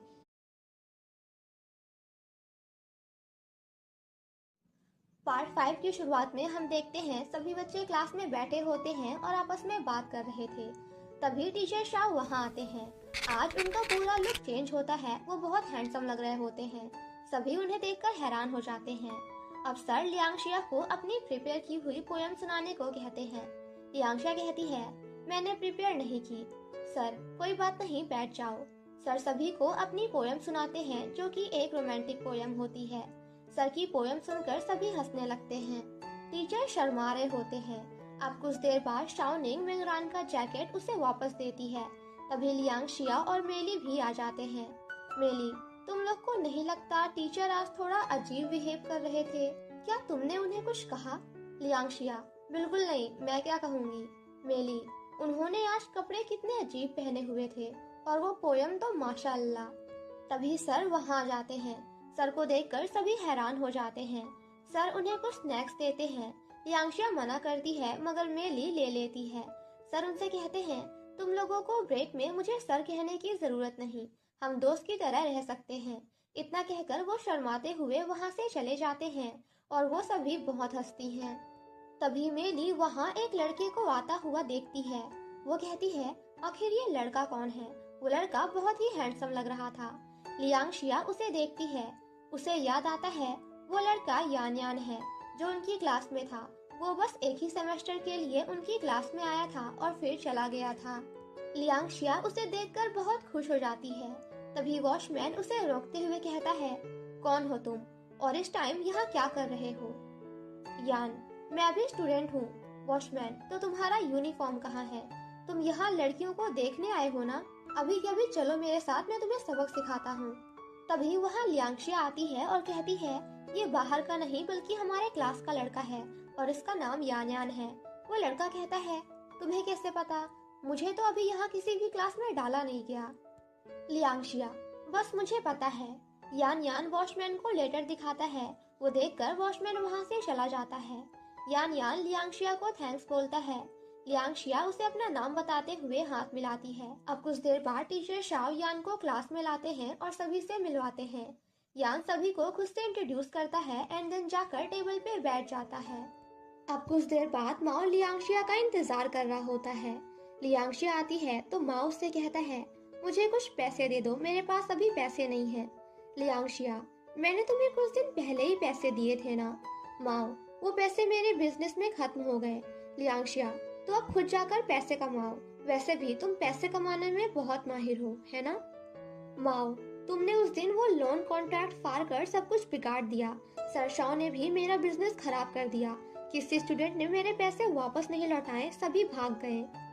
लियांशिया, मैंने तुम्हें पहले भी समझाया था, माइनर्स के साथ ये सब मत करो। माओ, देखो मैं यहाँ तुम्हारा सुझाव लेने नहीं आया हूँ, मुझे पैसे चाहिए। लियांशिया, मेरे पास नहीं है, मैं नाइट क्लब गई थी, फिर मैंने शॉपिंग की, मेरे सारे पैसे खत्म हो गए हैं। माओ, दिखावा मत करो, मुझे पता है मेरे फादर ने बहुत से पैसे 10 सालों से बचा कर रखा था, तुम वो सारे पैसे ले आई, अब मुझे कुछ दे दो प्लीज। लियांशिया, मुझे तुम्हारा एटीट्यूड पसंद नहीं आया। माओ, प्लीज मेरी माँ, हेल्प कर दे मेरी, हेल्प मी। लियांशिया, देखो मेरा दिल बहुत बड़ा है, मगर जब मुझे याद आता है उस रात तुमने मिस्टर शाओ को सताया था तो मुझे गुस्सा भी आ जाता है, इसलिए मैं नहीं दूंगी। माओ, मैंने टीचर शाओ को कब बुली किया? लियांशिया, ये सब छोड़ो, मुझे स्विमिंग क्लास जाना है, मैं जा रही हूँ। इतना कहकर वो वहाँ से चली जाती है। नेक्स्ट सीन में सभी लड़के स्विमिंग लेसन लेने के लिए रेडी होते हैं। तभी लड़कियां भी बाहर आती हैं। वो सब भी स्विमिंग लेसन के लिए तैयार थी। लियांशिया शाओनिंग से कहती है, क्या तुम वाकई में पानी के अंदर नहीं आने वाली हो? शाओनिंग, देखो मेरी मॉम ने मना किया है, उन्होंने इस बारे में सर से भी बात कर ली है। मॉम को लगता है स्विमिंग कॉस्ट्यूम में बॉयज मुझे बुरी नजर से देखेंगे, इसलिए मैं मजे नहीं कर सकती। तभी मार्टिन वहाँ आता है। वो लियांशिया से कहता है, तुम अच्छी लग रही हो। शाओनिंग उसे देखकर वहाँ से चली जाती है। लियांशिया, माओ कहाँ है? मार्टिन, वो कुछ काम से बाहर गया हुआ है, थोड़ी देर से आ जाएगा। जिसके बाद वो सभी वहाँ से चले जाते हैं। वहीं माओ छुपकर गर्ल्स लॉकर रूम में जाता है जहाँ मेली और लियांशिया साथ होते हैं। वो लोग यान को देखते हैं और खुश होने लगते हैं। मार्टिन यान को देखता है और पूछता है, क्या तुमसे स्विमिंग आती है? यान उसे स्विमिंग करके दिखाने लगता है। वहीं माओ लियांशिया का लॉकर ढूंढ लेता है। दूसरी तरफ मेली स्विमिंग कर रही होती है। तभी उसे मार्टिन के शॉर्ट्स पानी में मिलते हैं। सभी उससे खेलने लगते हैं। किसी को पता नहीं होता वो मार्टिन का है। मार्टिन बहुत डर जाता है। वो उसके शॉर्ट्स उसकी तरफ फेंकने को कहता है, मगर कोई भी उसे नहीं देता। पानी में काफी देर तक एंजॉय करने के बाद वो तीनों वहाँ से वापस जाने लगती हैं। वहीं माओ लियांशिया के लॉकर से पैसे ले लेता है। तभी लियांशिया और मेली उसे देख लेती हैं। लियांशिया उससे अपने पैसे लेने के लिए उसके पीछे जाती है एंड उसे पकड़ लेती है। तभी क्लीनर भी वहाँ आ जाती है। अब कुछ देर बाद लियांशिया और माओ ऑफिस में होते हैं। टीचर शाओ लियांशिया को पानी देते हैं और कहते हैं, तुम बहुत डर गई होगी, ये लो पानी पी लो। वो माओ से कहते हैं, मैं सभी के जाने के बाद तुम दोनों से बात करूंगा। तुम पहले भी गर्ल्स को चेंज करते देखते हुए पकड़े जा चुके हो और अब फिर से यही।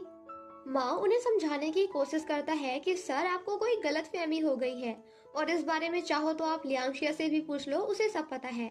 टीचर शाओ, तुम उससे इस बारे में कैसे पूछ सकते हो, वो पहले ही बहुत डर चुकी है, वो इस बारे में कुछ नहीं कहेगी। माओ, ठीक है फिर आपको जो करना है कर लीजिए।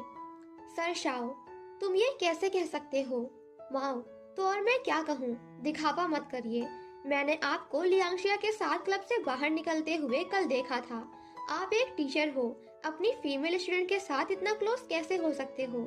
सर शाओ, तुम मुझसे ऐसी बात नहीं कर सकते, बाकी टीचर सुनेंगे तो गलत समझेंगे। माओ, तो आपने भी तो बिना समझे मुझ पर इल्जाम डाल दिया। लियांशिया, देखो माओ, तुम टीचर से ऐसी बात नहीं कर सकते। माओ, मैं इनसे अच्छे से बात कैसे करूं, जबकि सर ने बिना मेरी बात सुने मुझ पर इल्जाम लगा दिया और तुम भी सच बताने में मेरी मदद नहीं कर रही हो। टीचर, हमें इस बारे में बात करनी होगी। माओ, मुझे नहीं करना, आप लियांशिया से कर लो, मैं जाकर लेटर लिख रहा हूँ। इतना कहकर वो वहाँ से चला जाता है। टीचर शाओ लियांशिया से कहते हैं, तुम चिंता मत करो, मैं तुम्हारी मदद करूंगा। लियांशिया कहती है, सर माओ ने वो सब जानबूझकर नहीं किया होगा। टीचर, तुम कितनी समझदार हो। वो लियांशिया को एक सीडी देते हैं और कहते हैं, उस रात तुमने कहा था ये तुम्हें बहुत पसंद है। लियांशिया, प्लीज उस रात के बारे में बात मत करिए। टीचर, दूसरे लोग मुझे नहीं समझते, पर मुझे लगता है तुम मुझे समझोगी कि हमारे बीच क्या फीलिंग है। लियांशिया, सर आप गलत समझ रहे हैं, मैं आपको बस थोड़ा सा पसंद करती थी, मगर मेरा वो मतलब नहीं था। सर, मैं भी ज्यादा नहीं सोच रहा हूँ, पर देखो तुमने जैसा कहा था मैं अपने आप को बदल रहा हूँ। मुझे पता है कि हम हमारे रिलेशन को कोई नाम नहीं दे सकते, मगर तुम मुझे अपने दोस्त की तरह लगती हो। लियांशिया, ऐसा नहीं है, मैं आपको सच बताती हूँ। असल में मुझे एक लेटर मिला था, उसमें एक पोएट के बारे में लिखा हुआ था जिसे आप भी पसंद करते हो, तो मुझे लगा वो लेटर आपने लिखा होगा, इसलिए मैंने जानबूझकर आपको अप्रोच किया था।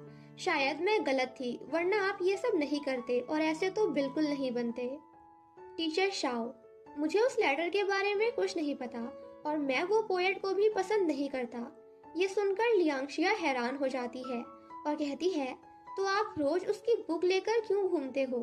टीचर, देखो लियांशिया, वो बुक मुझे मिस्टर ली ने दी थी और बस पढ़ने कहा था, मगर वो बुक मुझे ज्यादा पसंद नहीं आई। लियांशिया बहुत परेशान हो जाती है और कहती है, मतलब ये सब बस एक गलतफहमी थी। टीचर शाओ कहते हैं, मगर हम फिर भी बात कर सकते हैं। लियांशिया डर जाती है और कहती है, हमें एक दूसरे से दूर रहना चाहिए, हमारे बीच एक टीचर और स्टूडेंट का रिलेशन है। सर उसके पास आकर कहते हैं, तुम ये सब कैसे कह सकती हो? लियांशिया, मैंने आपको गलत सिग्नल दिया, मगर देखो आप कैसे बन गए हो, आप मेरा प्यार नहीं हो सकते, और वो लेटर भी आपने नहीं लिखा। ये सुनकर टीचर शाओ उदास हो जाते हैं और कहते हैं, तो तुमने मुझे रिजेक्ट कर दिया, कोई बात नहीं, तुम जा सकती हो। लियांशिया सॉरी बोलकर वहाँ से चली जाती है। दूसरी तरफ यान ग्राउंड में बैठा होता है, तभी माओ वहाँ आता है और दोनों साथ में बातें करते हैं एंड देन थोड़ी देर बाद बास्केटबॉल खेलने लगते हैं। तभी यान लियांशिया को देखता है और उसके पास जाकर उससे बातें करने लगता है। माओ समझ जाता है वो लेटर सर ने नहीं लिखा था और लियांशिया को देखकर उस पर हंसने लगता है। लियांशिया उदास होती है, वो यान से कहती है, तुम लोगों को देखकर फ्रेंडशिप किया करो, ऐसे किसी को भी अपना दोस्त मत बना लिया करो। माओ कहता है, इसकी बातों पे ध्यान मत दो, ये बस जेलस हो रही है। लियांशिया सैड होकर वहाँ से चली जाती है।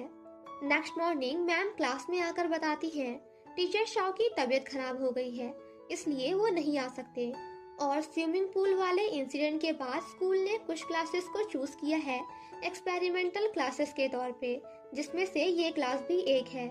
वो लोग इसमें आप सभी को एडल्ट एजुकेशन के बारे में सिखाने वाले हैं। ब्रेक टाइम माओ लियांशिया को सीढ़ियों पर लेकर जाता है और कहता है, आज मिस्टर यांग टियान एडल्ट एजुकेशन की क्लास देने वाले हैं। तुम्हें याद नहीं, आज के ही दिन लेक्चर टाइम उनकी डेथ हो गई थी। लियांशिया को भी याद आता है, वो कहती है, हाँ सही कहा, हमें कुछ करना होगा। माओ कहता है, हमें उन्हें एडल्ट क्लास अटेंड करने से रोकना होगा। वो लोग मिलकर ये करने का डिसाइड करते हैं। थोड़ी देर बाद माओ मैम के पास जाकर कहता है, प्लीज आप सर यांग टियान को ये क्लास लेने से रोक दीजिए, इससे उनकी हेल्थ पर बुरा असर पड़ सकता है या फिर उनकी मौत भी हो सकती है। मैम कहती है, अच्छा तो तुम ये चाहते हो कि कोई यंग या फिर कोई फीमेल टीचर ये क्लास ले, लेकिन मैं तुम्हें बता दूं ऐसा कुछ नहीं होगा, सो प्लीज सपने देखना बंद करो। मैम उसे डांटने लगती हैं। माँ को याद आता है सर की डेथ के बाद उनकी वाइफ मैम को बहुत डांटती हैं, क्योंकि मैम ने ही सर को ये क्लास लेने के लिए कहा था। वो माँ को वहाँ से भगा देती हैं। दूसरी तरफ लियांशिया एक बॉल में पानी लेकर जाती है और सर यांग टियान पर फेंकने ही वाली थी, मगर गलती से टीचर शाओ पर फेंक देती है। ये देखकर वो बहुत डर जाती है, मगर टीचर शाओ उसे कुछ नहीं कहते। फिर लियांग शिया टीचर पर एग फेंकने जाती है मगर फिर से उसका निशाना चूक जाता है, जिसके बाद सर और मैम क्लास में आते हैं। तभी माओ मार्टिन से कहता है हमें तैयार रहना होगा। सर अगर अपने चेस्ट पर हाथ रखेंगे या फिर कोई हरकत करेंगे तो हमें तुरंत उन्हें पकड़ना होगा। मार्टिन कहता है ठीक है, और इसी के साथ हमारा ये पार्ट यहीं पे खत्म हो जाता है। पार्ट 6 की शुरुआत में हम देखते हैं लियांग शिया मेडिकल सेंटर में कॉल करके उन्हें स्कूल आने कहती है। वो कहती है हमारे सर को हार्ट अटैक आने वाला है। वो लेडी पूछती है क्या अभी वो ठीक हैं? लियांग शिया कहती है हाँ, मगर उन्हें हार्ट अटैक आने ही वाला है। वहीं सर क्लास में एडल्ट एजुकेशन के बारे में पढ़ा रहे होते हैं। अब लियांग शिया वो लेडी को समझाने की कोशिश करती है कि मैं मजाक नहीं कर रही हूँ, मगर वो लेडी उसकी बात नहीं सुनती। क्लास में सर स्टूडेंट्स को बताते हैं कि एक लड़के को एक कॉलेज गर्ल से प्यार हो गया था जिसका ऑलरेडी एक बॉयफ्रेंड था। वो उस लड़की को हासिल नहीं कर पाया, इसलिए उसने उस लड़की को जान से मार दिया और खुद आत्महत्या करने की कोशिश करने लगा। टीचर बच्चों से पूछते हैं अगर उन लोगों की जगह तुम होते तो क्या करते? मेली बात कर रही होती है, इसलिए सर उससे पूछते हैं कि तुम क्या करती? मेली कहती है मैं अपनी बेस्ट फ्रेंड को बताती, फिर वो लोग मेरे लिए कोई ना कोई रास्ता जरूर निकालते। सर कहते हैं तुम्हें अपने पेरेंट्स और अपने टीचर को भी बताना चाहिए। फिर वो यान से पूछते हैं ऐसे सिचुएशन में तुम क्या करते? यान कहता है मैं उस लड़की को अपनी फीलिंग्स बताता, और अगर मैं सच में उसे पसंद करता और उसका कोई बॉयफ्रेंड होता तो मैं उन्हें डिस्टर्ब नहीं करता। सर कहते हैं मगर सभी तुम्हारी तरह ओपन माइंडेड नहीं होते हैं। फिर सर वो लोगों को अपनी स्टोरी बताते हैं कि मेरी वाइफ और मैं क्लासमेट्स थे और उसका एक बॉयफ्रेंड था। जब मैं स्कूल में था तो मैं भी बहुत हैंडसम हुआ करता था।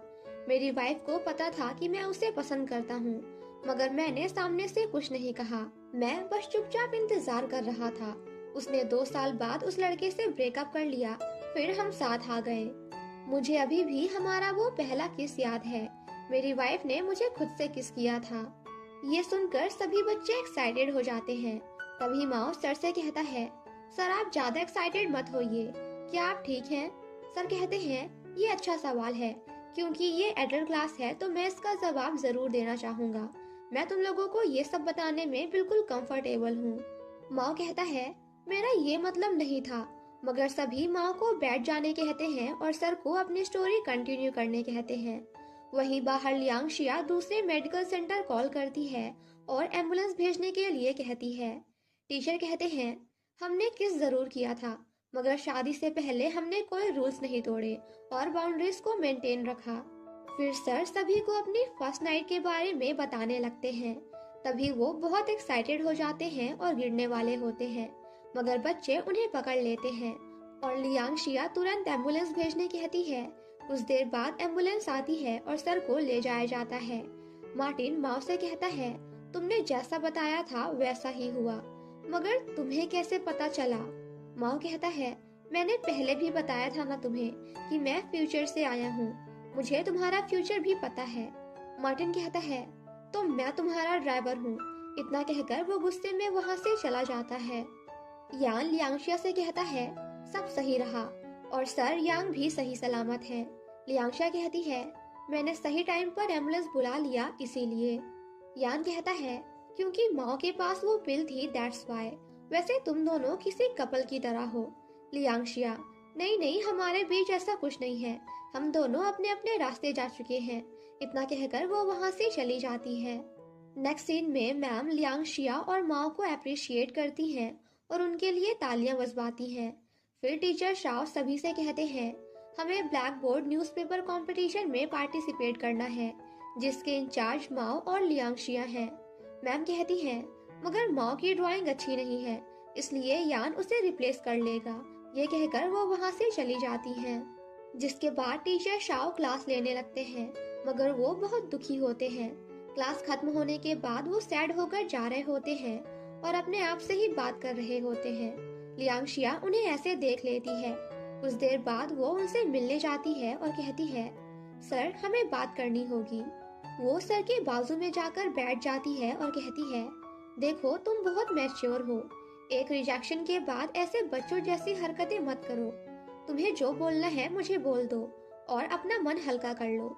सर कहते हैं, तुम्हें पता है, तुम्हारी एज की लड़कियों से तुम बहुत ज्यादा मैच्योर हो, इसलिए मुझे ऐसा फील हो रहा है। मैं जब तुम्हारे सामने होता हूँ तो मुझे ऐसा लगता ही नहीं कि मैं एक टीचर हूँ। ऐसा लगता है कि जैसे मैं तुम्हारा छोटा भाई हूँ। मगर मैं वो इंसान नहीं हूँ जिसे तुम ढूंढ रही हो, तो हमें दूर ही रहना चाहिए। लियांशिया कहती है, मुझे लास्ट टाइम आपको वो सब नहीं कहना चाहिए था। Sorry sir. टीचर शाओ कहते हैं, क्लब से आते समय तुमने मुझसे कहा था हम जैसे लोगों को खुलकर जीना चाहिए, मगर अब मुझे कोई समझ नहीं रहा। ऐसा लग रहा है जैसे किसी ने मुझ पर बहुत बड़ा पत्थर रख दिया है। मुझे बहुत बुरा लग रहा है। लियांशिया उन्हें समझाती है। सर कहते हैं, ठीक है, आज से और अभी से मैं अच्छे से रहूंगा। वो खुश हो जाते हैं, पर तभी लियांशिया कहती है, क्या आपके बारे में जो र्यूमर्स फैले हुए हैं वो सच है? ये सुनकर सर रोने लग जाते हैं।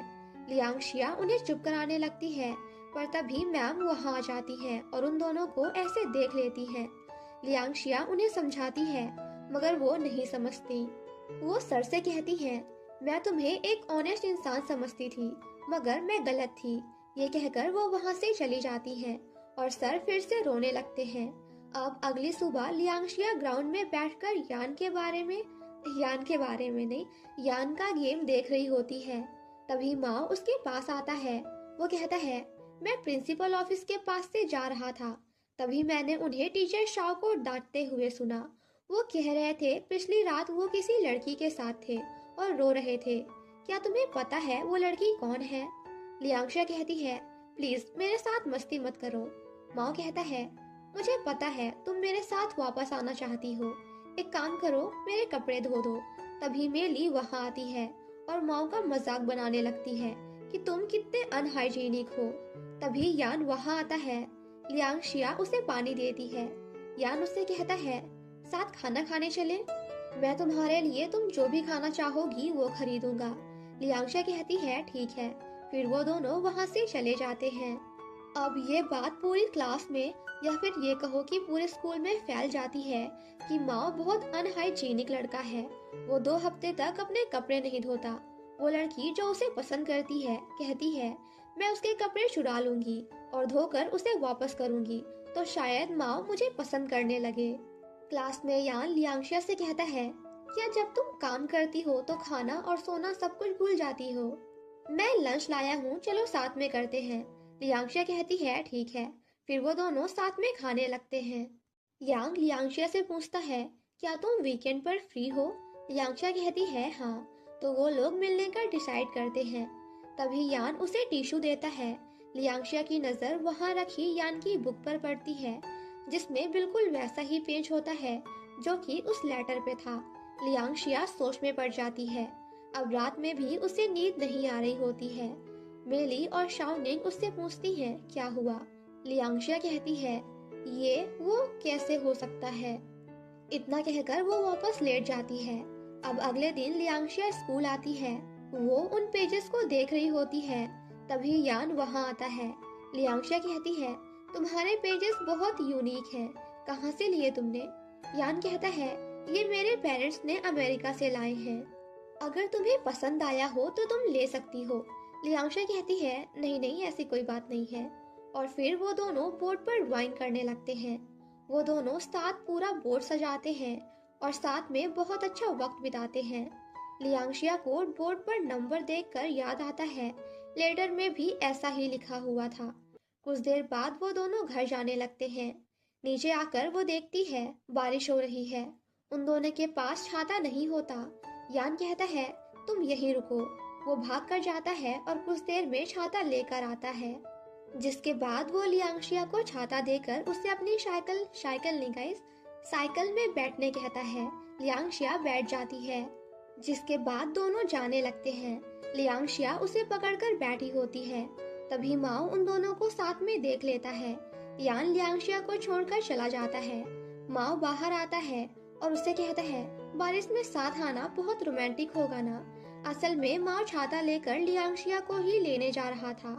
लियांशिया कहती है, बारिश बहुत तेज हो रही थी और लेट भी हो रहा था, तो उसने बस मुझे लिफ्ट दे दिया। माओ कहता है, मगर यही तो है कैंपस लव। वो दोनों कुछ देर तक बैठकर वहीं बातें करते हैं, जिसके बाद लियांशिया वहां से चली जाती है। अब अगले दिन स्कूल में सभी को ब्लैक बोर्ड ड्राइंग बहुत पसंद आती है। मेली लियांशिया की बहुत तारीफ करती है। तभी मार्टिन और माओ भागते हुए क्लास में आते हैं। माओ मार्टिन को पकड़ते हुए कहता है, तूने सिर्फ 2 सीडीज के लिए मेरे कपड़े किसी को चुराने को दे दिए।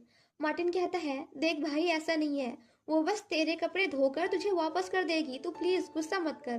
तभी वो लड़की वहाँ माओ के सारे कपड़े लेकर आती है और कहती है, इनमें से बहुत स्मेल आ रही थी तो मैंने अपना थोड़ा सा परफ्यूम मार दिया। तभी वहाँ लियांशिया आती है। वो लड़की जानबूझकर कहती है, मैं इसे पसंद करती हूँ।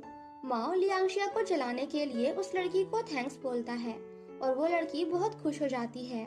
तभी टीचर क्लास में आ जाते हैं और माओ उस लड़की को चुपके से भेज देता है। वो लड़की माओ को किस करके वहाँ से चली जाती है। माओ को बहुत गुस्सा आ रहा होता है, मगर लियांशिया को देखकर वो जानबूझकर अपने हाथों को किस कर लेता है। तभी टीचर शाओ क्लास में आते हैं और सभी को एग्जाम्स के बारे में बताते हैं कि उन्हें बहुत मन लगाकर पढ़ना होगा, क्योंकि इस एग्जाम के बाद हमारी क्लास नंबर 5 के साथ मर्ज हो जाएगी। लास्ट आने वाले 10 स्टूडेंट्स को क्लास 5 में भेज दिया जाएगा। माओ मार्टिन से कहता है, हमें अलग कर दिया जाएगा, हमें इनके खिलाफ जाना होगा।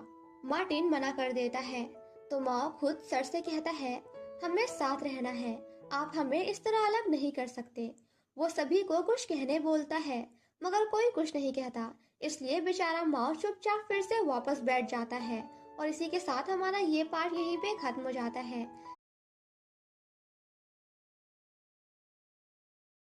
हे guys, welcome back to my channel. तो आज मैं एक्सप्लेन करने वाली हूँ सडनली 17 का पार्ट 7। बट उससे पहले जल्दी से वीडियो को लाइक, चैनल को सब्सक्राइब और अपने दोस्तों के साथ शेयर कर दो। And now let's start the explanation. Part 7 की शुरुआत में हम देखते हैं लियांशिया बहुत परेशान होती है। मेली उसे समझाती है, हमारे रिजल्ट सेम आएंगे तो फिक्र मत करो, हम एक ही क्लास में रहेंगे।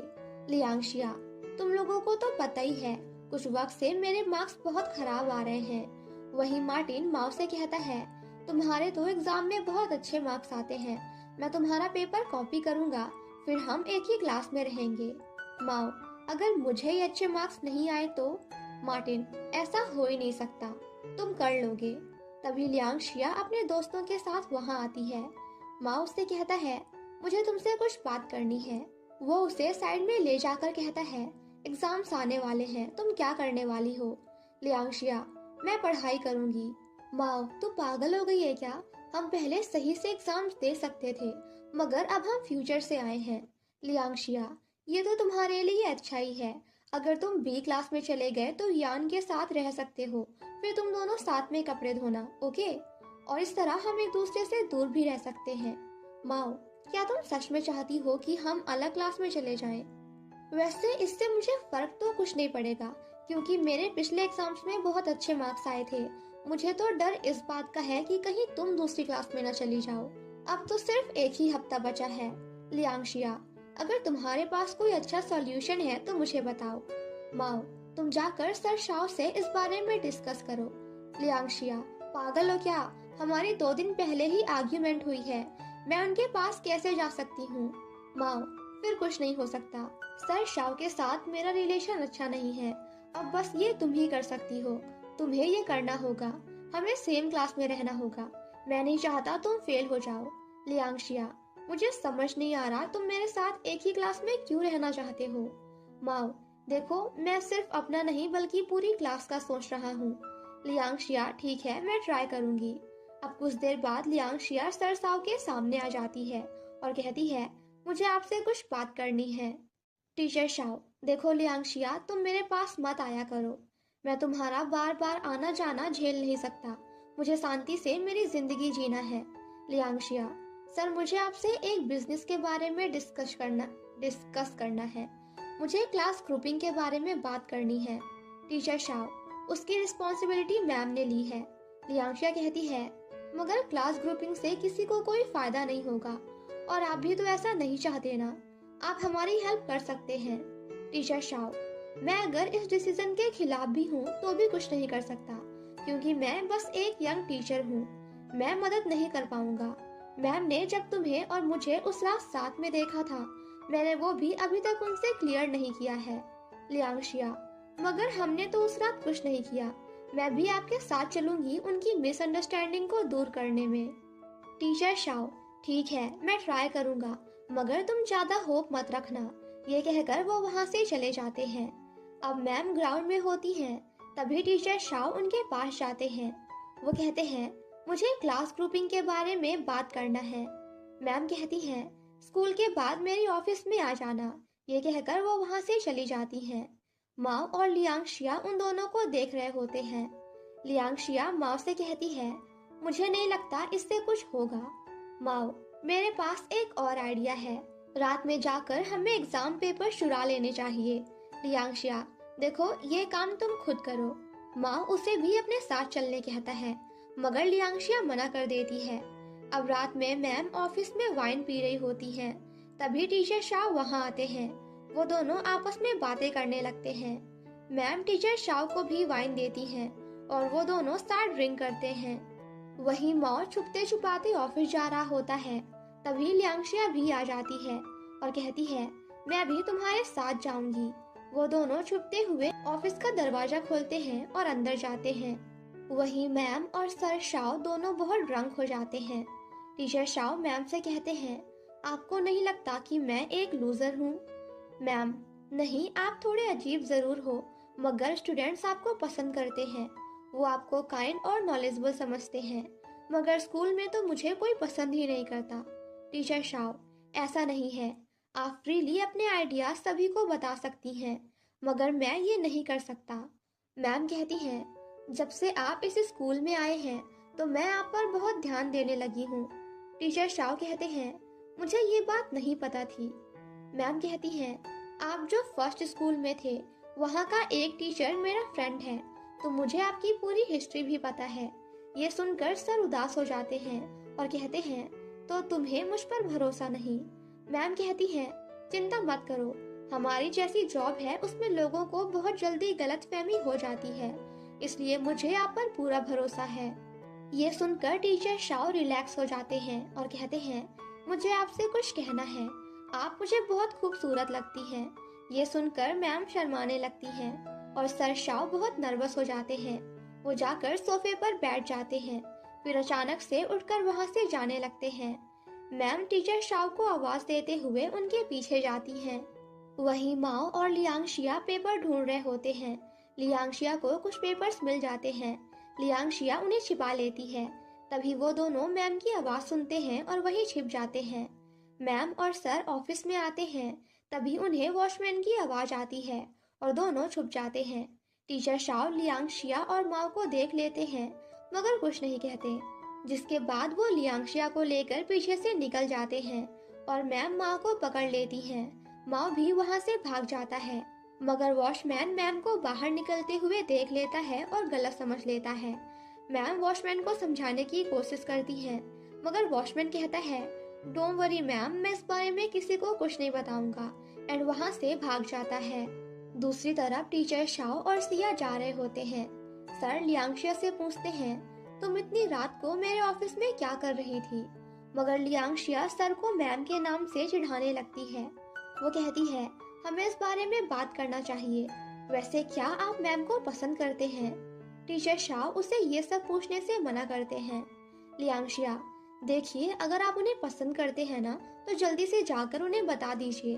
सर शाओ, ऐसा कुछ नहीं है, हम तुम जैसे स्टूडेंट्स के रोल मॉडल्स हैं। अगर हम ही ये सब करेंगे तो तुम लोग क्या सीखोगे?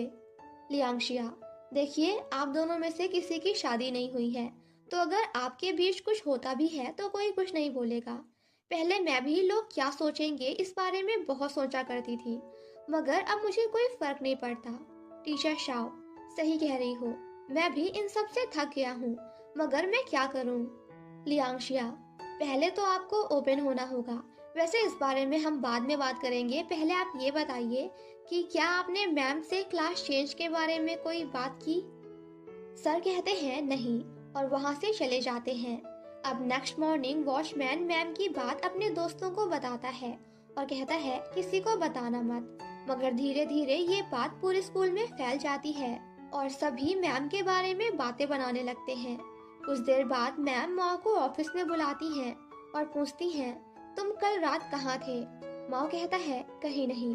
मैम कहती हैं, ये बात फैलने के बाद हम दोनों के लिए अच्छा नहीं होगा। मैं चाहती हूँ ये केस स्मूथली खत्म हो जाए। माओ, आप फिक्र मत करो, कुछ नहीं होगा। मैम, मुझे किसी का डर नहीं है क्योंकि मैंने कुछ गलत नहीं किया। मैं तो ये तुम्हारे लिए बोल रही थी। माओ के जाने के बाद सर शाओ ऑफिस में आते हैं। मॉम कहती हैं, कल रात सारी गलती तुम्हारी थी, मुझे अब तुमसे बात नहीं करनी, जाओ यहाँ से। मगर टीचर शाओ मैम की टेबल पर रोज रखते हैं और वहाँ से उदास होकर जाने लगते हैं। तभी मैम पीछे से कहती हैं, इस सैटरडे मेरे कॉल का इंतजार करना, जिसे सुनकर टीचर शाओ खुश हो जाते हैं। वही माओ लियांगशिया से कहता है, एग्जाम्स आने वाले हैं, मुझे वो पेपर्स दो। लियांगशिया, उस रात मैं सर और मैम को देखकर बहुत नर्वस हो गई थी, तो वो पेपर मुझसे कहीं खो गए, मैं सच कह रही हूँ। माओ, तो मतलब मैं बदनाम भी हो गया और हमारे हाथ कुछ लगा भी नहीं। माओ कहता है, इसका मतलब अब हमें पढ़ना ही पड़ेगा। मैं तो कर लूंगा, मगर तुम? लियांगशिया, मैं भी कर लूंगी। पिछली बार मैं डिस्ट्रैक्ट हो गई थी क्योंकि हम एक दूसरे को डेट कर रहे थे, मगर इस बार ऐसा नहीं होगा। मैं बहुत मन लगाकर पढ़ाई करूंगी। ये कहकर वो वहाँ से चली जाती है। अब कुछ देर बाद लियांगशिया यान के साथ होती है। यान उसे पढ़ा रहा होता है, मगर लियांगशिया उससे भी डिस्ट्रैक्ट हो रही होती है। यान पूछता है, क्या तुम्हें समझ में आया? लियांगशिया, शायद नहीं, प्लीज क्या तुम मुझे एक बार और समझा सकते हो? यान, मैं अभी अभी तुम्हें ये टॉपिक 5 बार समझा चुका हूँ, लेकिन वो फिर से शिया को समझाने लगता है और इस बार शिया भी उसे समझने लगती है। वहीं मार्टिन भी माओ के साथ पढ़ रहा होता है। मार्टिन माओ से कल रात हुए इंसिडेंट के बारे में पूछता है, मगर माओ उसे डिस्टर्ब करने से मना करता है। माओ को एक क्वेश्चन नहीं आ रहा होता है, मगर वही क्वेश्चन मार्टिन को आ जाता है क्योंकि वो बहुत आसान था। माओ कहता है, मतलब अब मैं तुमसे भी गधा हूँ। थोड़ी देर बाद वो दोनों एक रेस्टोरेंट में होते हैं, जहाँ माओ मार्टिन को सब बताता है कि पेपर चुराने के चक्कर में मैं मैम के साथ ऑफिस में फंस गया था। माओ कहता है, मैं इस बार फेल हो जाऊंगा, पास होने के लिए मुझे चीटिंग करनी होगी। मार्टिन, तुम्हारे रिजल्ट तो बहुत अच्छे आते हैं, तुम क्यों चीटिंग करना चाहते हो? माओ कहता है, मुझे इस बार चीटिंग करनी ही पड़ेगी, तभी पास होऊंगा। मार्टिन कहता है, मगर क्लास में बहुत से टीचर्स और मैम्स होते हैं, हम कॉपी कैसे करेंगे? हम तो अपने आसपास भी नहीं देख सकते, तुम्हारा प्लान क्या है? माओ कहता है, पक्का मैम की भी कोई ना कोई वीकनेस जरूर होगी। वहीं लियांगशिया शाओनिंग के साथ होती है। शाओनिंग पूछती है, यान के साथ तुम्हारी स्टडीज कैसी चल रही हैं?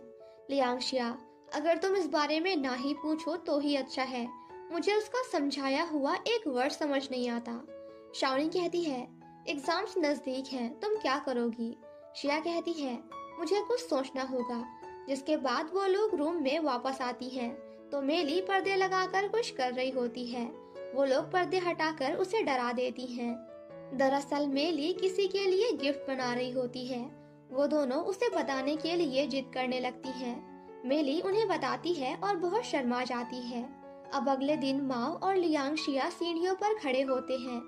माओ उससे कहता है, हम दोनों से पढ़ाई नहीं हो रही है, तो हमें चीटिंग करनी होगी। लियांगशिया कहती है, इससे पहले मैंने कभी चीटिंग नहीं की है, तो मुझे एक्सपीरियंस नहीं है। माओ कहता है, जैसे मुझे तो बहुत एक्सपीरियंस है ना? अच्छा ठीक है, हम आज रात मिलकर इस बारे में एक प्लान बनाएंगे। और इसी के साथ हमारा ये पार्ट यहीं पे खत्म हो जाता है। Thank you so much guys for watching my explanation. Stay safe and healthy और हाँ, stay tune for next part. Bye bye.